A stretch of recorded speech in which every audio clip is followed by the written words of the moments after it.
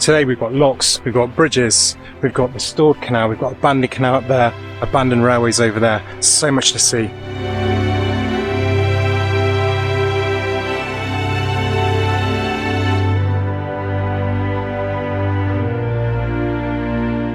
We're on the Grantham Canal today, and we have a railway here as well. This was the old Great Northern Railway. This was a spur, I believe this was just the mineral line that went out to obviously collect goods and stuff. And we are at the Woolsthorpe locks. This is lock 16, so this one's been fully restored. This is the Woolsthorpe bottom lock, and a great job they've done as well. So this is a flight of 7 here, and we're going to see the last 3 on this video. And the first bridge, 61. Not sure if this was largely repaired or is existing. See, this is a blue brick here, so probably a lot newer than the rest, but that could have been a sort of railway age or more recent. 28 miles from the Trent, look, just down here. You've got these all the way up about every quarter of a mile, I think. And then the old bridge with some brake marks in there as well. This is another lock that's been restored in '94 and is another great testament to the work that Grantham Canal Society have been doing. There's a lot of work going on the other end behind the scenes to try and get a plan up together for that. So not much appears to be happening down there, but this end is that real shiny end where, like I said, they restored lots. And the plan is once these locks are restored, I think they can restore about 10 miles of canal. At the bottom of these locks you go into a 19-mile pound, and I think quite a bit of it they can do, and then there's a 2.5 mile section near Red Mile that's been done, so they can probably connect into that at some point. So this canal is a really good chance of being one of the next major canals restored. You can see the size of these locks. It's a wide beam. They took it's 15 foot wide on the locks, and I think you could take a 75 foot boat through these. So there's lots of space in these, bigger than a lot of locks which only take a sort of a 68 to 74 foot. So that railway line would have come across here, and there would have been a bridge, quite a big bridge on a skew across this section here, and that would have run off, like I said, to the mines. It was a mineral railway, I believe. This actual section of canal here is drained. Now it obviously isn't normally like this because you can see the sediment on the banks there, but I reckon they must be doing some maintenance, because there were some guys up here working when I was here earlier trying to record the previous video. I also want to apologise, I haven't got my usual camera on me, so to add to the technical problems of this weekend, which has been many, I filmed the other end already, and I did the 4-mile walk down here to record this section, got all the way down and realised my main camera and mic are back at the car, so I'm using a different camera and a different mic at the moment.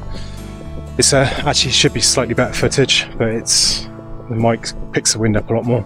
And then this is lock 18, so this is the last lock of the canal, and this is then, like I say, it would have been about a 5.5 mile pound, I believe, then to Grantham, to the wharf up in Grantham. And this is somewhere they've restored quite a few years ago. They've got the boat running up and down here, they've got trip boats and stuff. You can see this lock is 2013, look, the gates are anyway. You've got the spillway across the back there. That seems to be a feature on all of these locks, which I quite like to see. It's open rather than just being a buried culvert down through. The other end of the spillway just here, look, and then the Three Shires boat. So that's called the Three Shires for the reason that this canal was known as the Three Shires. It starts in Nottinghamshire, it goes to Leicestershire, just the very top tip of Leicester, and then it comes across into Lincolnshire, which is where we are now, and ends in Lincolnshire at Grantham. Then we have Bridge 62. It's really nice to see these bridges actually, because walking along this canal in other sections, bridges are quite rare, and most of them have been flattened and causewayed. This looks to be original. It doesn't look like it's been knocked down. It's a skew bridge, which gives some interesting brickwork. So the brickwork's angled, you can see on that side and on this side. And what happens is you put the bricks on an angle, so you'll be straight in the middle, and then it'll drop down again on the angle on the other side. They look pretty cool. There's a really impressive one on the Wilson Parks, and this Swindon on the restored section up there. But I believe this has just been repaired. It looks, like I say, it looks like it's been there all the time. And here's the bridle bridge. I imagine named so for horses to go across. I'm not sure how easy they find these steps though. With the boat trips coming down here, it keeps this section quite clear. I'm not sure how far up they come, the boats. It's a really beautiful area up here actually. It's very flat, and that's characterised in this canal with the fact that there's only 18 locks over 33 miles, which is not that many. First 11 are within the first 6.5 miles. Then the other ones are all in one little flight here with a 19 mile pound and about a 5.5 mile top section. You can see up ahead now we're starting to get into some sort of more hilly terrain, and like I said, there's no more locks, but Grantham is on the other side of this hill over here. So what we're going to start seeing soon is a lot more cutting. There's two ways to do a canal. You run to the contour and you wind around everywhere, and sometimes you can almost come back on yourself to get around to somewhere. You can spend 5 miles covering about 2, unlike the Oxford Canal did that quite well. Or the second option is to tunnel, third option to lock, but you don't want to lock up and over and then lock back down on the other side, because you can't have that high peak and drop, so you don't have a water supply. So you've got the option of cutting. That's what we're going to start to find very soon. This is actually a bit of an embankment here. You just see down through the sides there, fields are probably about 6 foot lower, I reckon. And that just keeps that level up to where they need to be. So they need to stay at the same level as what Grantham's going to be. Behind us we've got another restored bridge. So it's definitely restored, not replaced. So I think they've been quite lucky on this end. Now I use waterway routes. Sorry about the noise behind. I use waterway routes, and they're pretty accurate about how things have been done. So they normally say replaced if it's been rebuilt, even with like a modern or older structure. So if you don't already use the maps, then you should do. So if you look in the description, there'll be the address, it's waterwayroutes.co.uk, I think it is. In there, they've got all the restoration maps for free. So you can easily find these maps from where and download them, and you can use memory maps as well. It costs you nothing, so you can follow my routes when I'm doing them on there quite easily. It's a good way to follow. So there's quite an overgrown section here. There's still a channel through, but down in here it's pretty cool. So that is a swan's nest. I'm only here because there's no swan on it, but they are huge. They're really impressive how they build them. You quite often find them on abandoned canals in sort of lock walls and stuff, and right on the edge, so they give them that bit of shelter.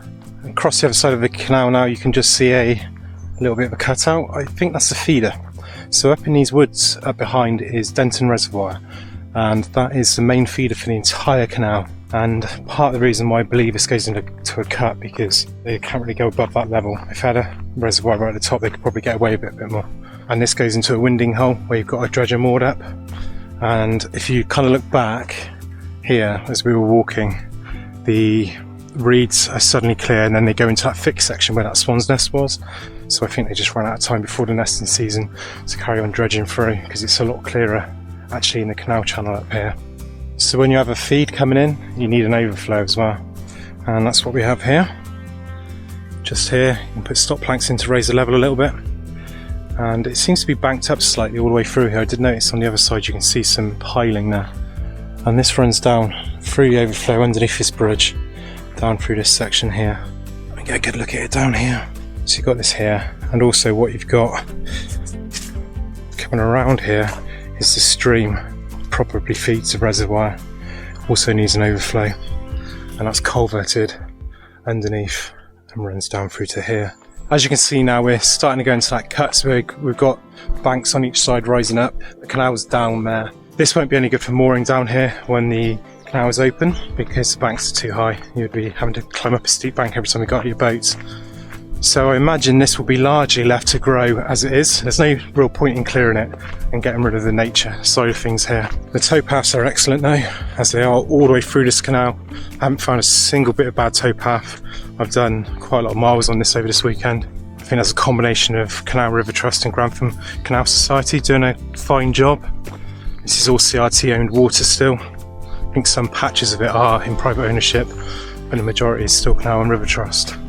Look at this beautiful canopy through here, and these are, you know, they're old trees. They've been here for years. And this is what it's all about, this woodland area dropping down into a canal. You've got your water source, you've got your trees, plenty of life living around here. What a lovely spot this is. Look, you've got Harlaxton Wharf across there, and Bridge 66 up ahead. Another restored bridge. Be a nice place to moor up, won't it?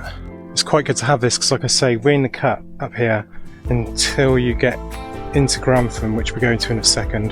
There isn't much in the way of places to moor, so this would be a good spot. The canal was much narrower on this section originally, but they widened it. I'm not sure what year, but it was widened.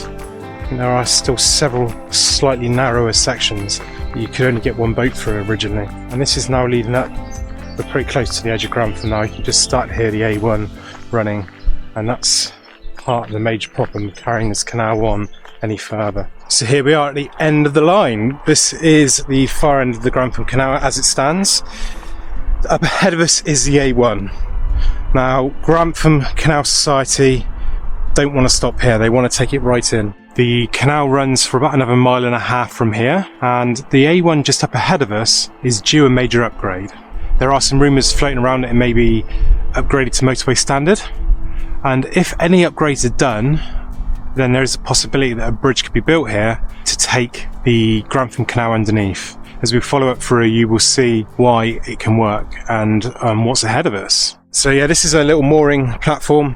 Like I said, they run boat trips. You can hire the boats, so I assume that's if you want to bring the boat right up. I'm not sure how far they go on the actual trips, but it's a really lovely spot all the way through here. It's a lovely canal. Also in this area, Sir Isaac Newton was born. He was born in Woolsthorpe Manor, which is just to the south of Grantham, and that was his family's stately home, and where the apple fell and gravity was all about figured out. So you can visit there, and I believe you can actually buy an apple from the actual apple tree. The tree's still standing in the gardens, albeit with a fence around it. This is the road here, so it's quite high up, so it wouldn't be hard to do something here, whether it be a tunnel bored through, or if the road's been upgraded anyway, a bridge put across. The level is much below, and just on the side of it, 32 miles to the Trent. So you've got the A1 kind of just behind us down that slip road there, and the canal would have ran up in this tree line across the back of us here, and then that's kind of lost. I think it's still in there, but I can't figure out access into there. So you would have come down through here and down into the canal. So the canal exists on this side.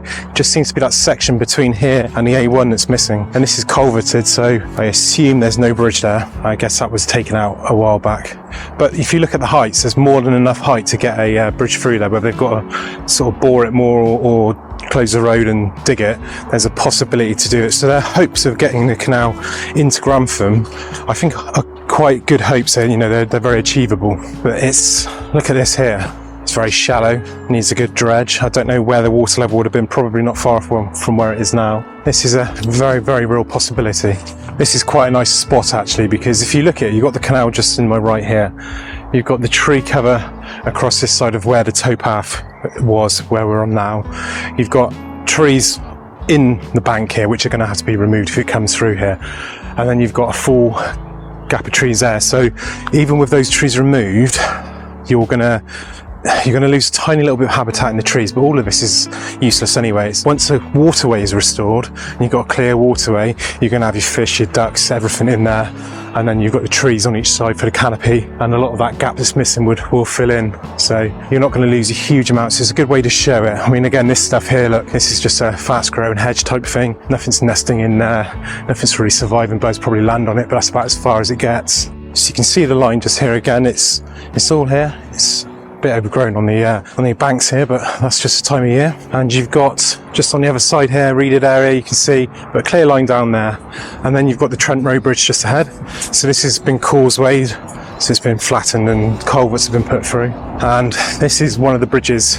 If they want to get through closer to Grantham, they're going to have to replace. I believe probably, apart from the one on the junction back there, maybe the only one, because I reckon they will stop a bit further up from here. They've got industrial estates to get into then, so that might be a bit too expensive. But this was one of 69 original bridges on the canal here. They've actually got about, it's in the 80s now, because of all the railways that were added, the roads were added and stuff like that after. And of all of those, they've got about 20 which are now flat decks like that, which need to be raised up. So they've got a big project with bridges, but lock-wise, there's only 18 locks on the entire flight, and most of them are either restored or in a very good condition where they've done work previously. I think there's probably only maybe 3 at most, which needs significant work. This, I believe, was saved for fishing. You've got the fishing platforms all the way through here. You see loads of sort of little rud and stuff in there. It's quite a nice spot to have. This is a nice green up through, and they could have a load of mooring up here maybe, as it looks like a bit of wasteland on each side where maybe a marina could go. A basin at the end. So work has been done to repair and replace up here. So if you look across the back wall, there is sheet piling there, and that looks to be fairly new. I'm not sure if this is planned to be a wharf, like I said, with mooring on either side. I have no idea. But this is coming towards the end of the section that still exists. So up ahead we have Bridge 69, which was known as Hollis's Bridge or Skinyard Bridge. This kind of is the end. We'll jump over in a second and see the other side completely, but the canal is largely lost here. This is another bridge that's been lowered, and then you kind of go into this section here where it's been built on. You've got a family planning centre, and then you're into the industrial estates on the other side over there. So this, I assume, would be the terminus of the canal. Wouldn't be massive work to get through here, but it's probably going to be too expensive for what it's worth. I think over here you could have so much land here. You could easily cut a little mooring basin out at the end, which would be good for Grantham itself, bringing that tourism into the town, and also be good for the canal because it gives a bit more of a destination rather than just having an end. So let's jump across over there anyway, and we will have a look at the wharf. So the end of the canal would have been just behind us here. This is Old Wharf Lane, and you've got two sort of larger buildings behind us here. It ran off kind of in that direction over there. I don't think any of it exists. I can't see anything on the drone that looks like it may be an old wharf building, so I don't think they're going to come up to this way anyway. I think it's going to stop further down. But yeah, thanks for watching. Have a great day.